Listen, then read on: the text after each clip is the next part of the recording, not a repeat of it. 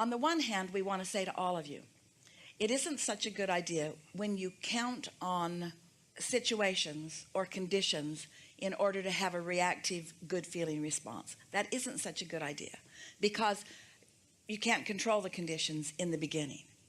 But after you get the hang of this, and you do begin to literally conjure and control conditions, then you can focus upon the condition that just happened as a sort of leverage or momentum builder for the next and the next and the next, because the better it gets, the better it gets, the better it gets, the better it gets. And the reason for that is because your expectation gets into a better place.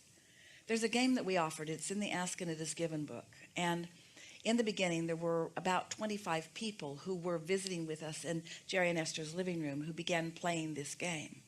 And the effect of it was very productive for every one of them.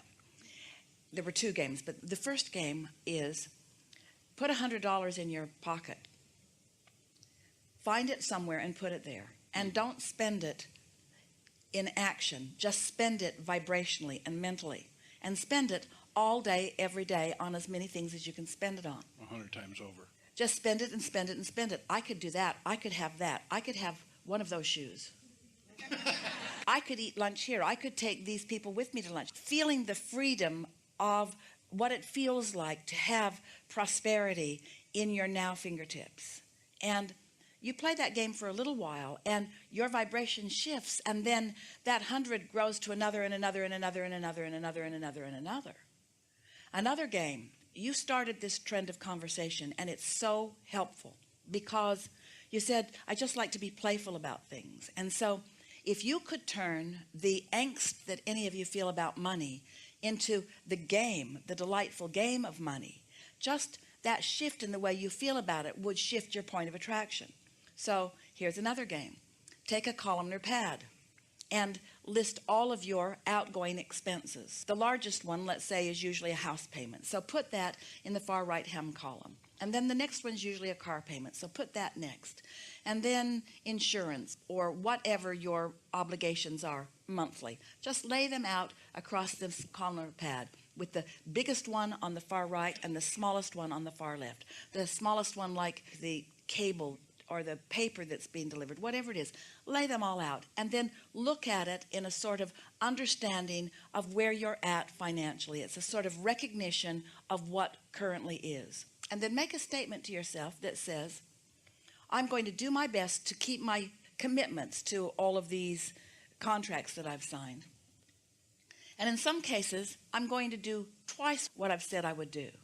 So then, as the bills come, pay them and indicate that you've paid them in some way. Check them off, put a happy face, whatever you want. But as you pay them each month, make the indication that you've done it. Don't keep a running balance. Just keep track of what your monthly commitment is. And on the smallest one, if you can, pay it twice. And if you can, on the next one to the smallest one, pay it twice too. So now you're saying, not only am I prosperous enough to do what I said I would do, in some cases I'm doing double what I said I would do. And what you'll notice is that in a very short period of time, this far left column will evaporate altogether. In other words, that may be something. For one person, when they were playing the game, it was a bicycle that they had purchased at Sears. And it wasn't very long before that payment was gone in the next column too. Because prosperity is not only about the dollars that are coming in. Prosperity is about the dollars that are going out. It's about the balance between the in and the out. But it is also about the way you feel about what's going in and out. And so what begins to shift for you is that this begins to feel like a game. People said to us, I'm actually, instead of dreading going to the mailbox to see what's there, I'm eager to see what's in there so that I can apply it to this game. People began paying their bills not when they were due, but when they first came, because the game became fun. And in a very short period of time, several of them became, wait for it, drum roll please, debt-free. In a very short period of time, because the game, because you feel lighthearted about it, the universe will respond to your playful game so quickly, and it will not respond to your prayerful needs. It's responding to the way you feel, you see. And so if you make a game of it, you let the money in. If you are all serious and worried about it, you hold the money out. Nice game.